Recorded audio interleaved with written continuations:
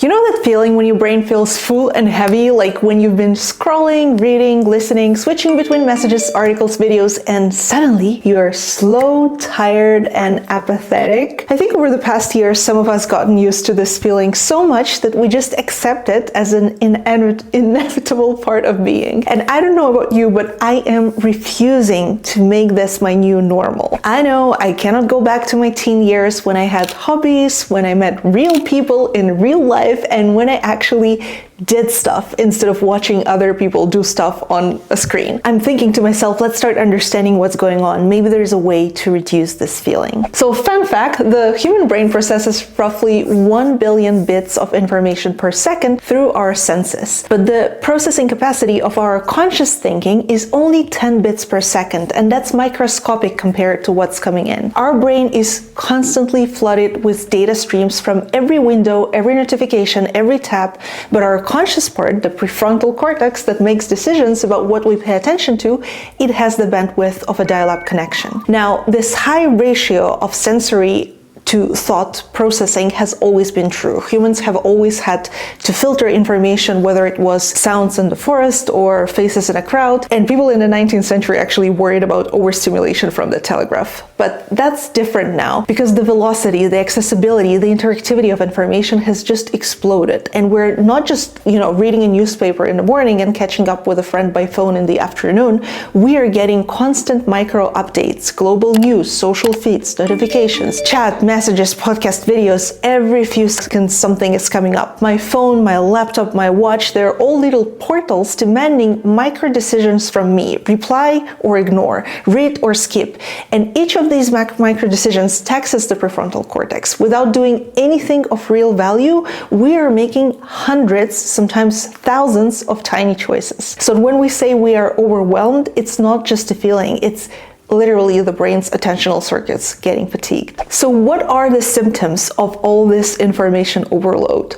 Well, we have cognitive fatigue. We feel foggy and mentally heavy, like thinking itself takes an effort. Then you have attention fragmentation, when you can't read more than just a few paragraphs without checking something else. Then we have decision fatigue. Even small choices, what to cook, what to wear, all that feels exhausting. We have the emotional flattening or irritability for some people because our amygdala has been pinged way too often. And we also have reduced creativity because the default mode network, the brain's rest system that supports insight and imagination, never gets a chance to activate. Now, my knee-jerk reaction to all of this is to blame someone for my misery, my phone, Steve Jobs, Meta, the Silicon Valley.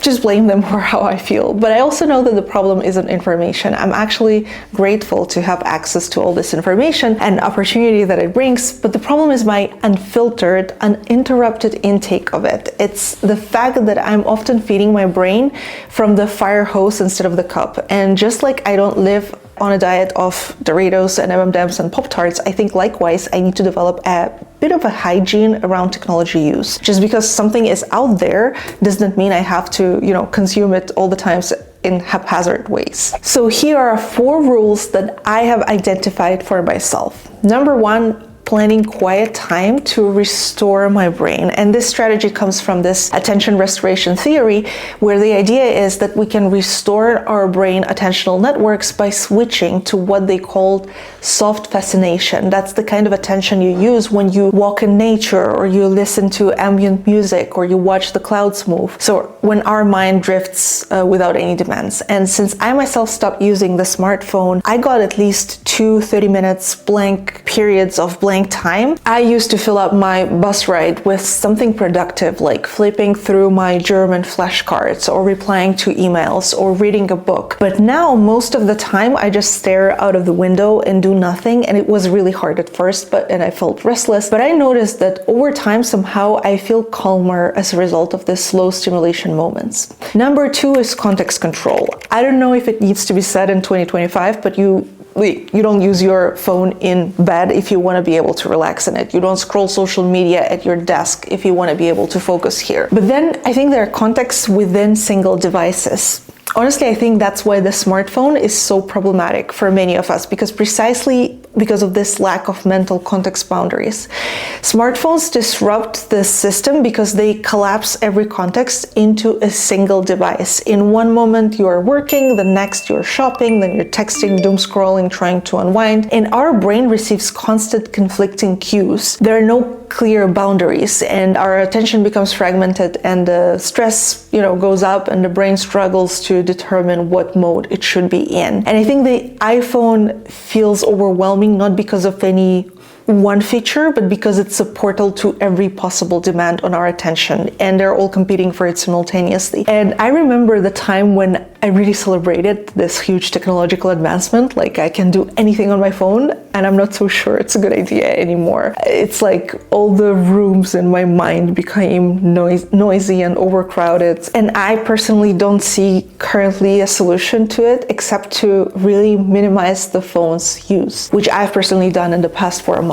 I use a laptop for work and occasional errands, then my iPad for studying. I use the TV for YouTube and other entertainment. And I think when I stick to this separation, it really helps my mind to be calm. Number 3 is to watch the ratio between input and output in terms of information. I think if I only ever consume information, then my brain becomes like a collector and it becomes overwhelmed. And to restore this balance, I try to convert this input into outputs, like summarizing what I read, writing about it, talking to a friend. I think the output just helps the brain transform noise into some kind of knowledge, and to me it feels like taking out the mental trash. A few months ago I made a video about how my relationship with ChatGPT, how ChatGPT sucked the joy out of my work, and I think it was because I was relying heavily on it as a source of information instead of using it to be able to output more. And once I rebalance that equation, now I derive more joy from my work and I don't get as tired from using ChatGPT. And finally, number 4, that ties it all together for me, it's slowness. We've trained ourselves to think that faster is better. Faster responses, faster scrolling equals faster productivity. And I really used to pride myself that I was like working lightning fast on my computer, just watch me switch between 10 open apps with barely like a keyboard touch, I'm flying. But I think the brain wasn't built for constant acceleration, and slowness is not inefficiency, it's how the brain actually integrates experience. When I slow down, when I read one thing at a time, when I pause between tasks, I am giving my brain time to recalibrate, to process, to attend. And it's not about, disconnecting from the modern world, it's about reclaiming like a human pace, not a computer pace, because when everything moves very fast, I feel like meaning starts to disappear. But when I slow down, clarity and understanding return to me. So if I had to summarize everything that I've talked about here today, I'd say this: our brains are extraordinary in that they can process millions of signals every second, but our conscious attention is the rarest and the most limited resource that we have. And right now we're spending it like it's unlimited. Information itself is not the enemy, it's the unfiltered flood that leaves us scattered, and our task isn't to escape it, it's just to design gentler rhythms, to build rituals for restoration, to let the mind exhale between downloads. Because in the end, clarity is not about knowing more, it's about giving the brain space to make sense of what it already knows. Take care of yourselves. Bye.